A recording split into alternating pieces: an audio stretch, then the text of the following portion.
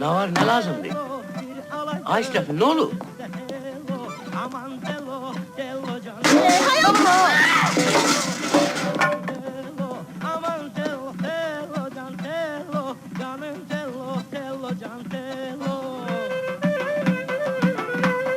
İsrafil mi? Ay İsrafil mi? O düzdür ki sizin dükkana Mangol dublon... Getirmişler Mangol turistleri alıp apardılar. Aralda xar lililər telo, dəstə-dəstə güllər telo. Araz axar lililər telo, dəstə-dəstə güllər telo.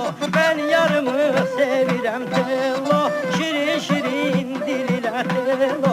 Mən yarımı sevirəm telo, şirin-şirin dillər telo.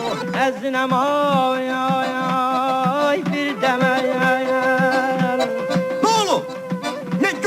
Sen orada. Ay yoldaş, biraz sakin olar. Olar. İyi olmuş.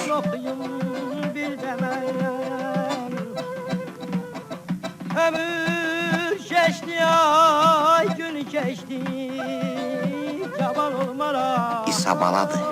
Bir demel ay aman tello, tello can tello, canım tello, tello can tello, aman tello, tello can tello, canım tello, tello can tello, aman tello, tello. Pis oynamalı.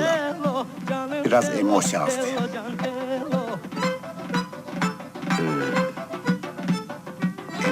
Emosyon. Ada biraz dili oynayayım da.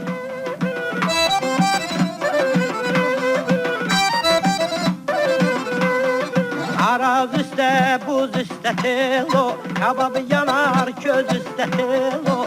Araz üstte, buz üstte telo, kababı yanar köz üstte telo. Koy beni öldürsünler telo, bir ala göz kız üstte telo. İndi necə, pis deyil. Mənim dayım oğludur, İsa bala. Yaxşı demək olar. Lazım gəlsə olar. Niyə olmur ki?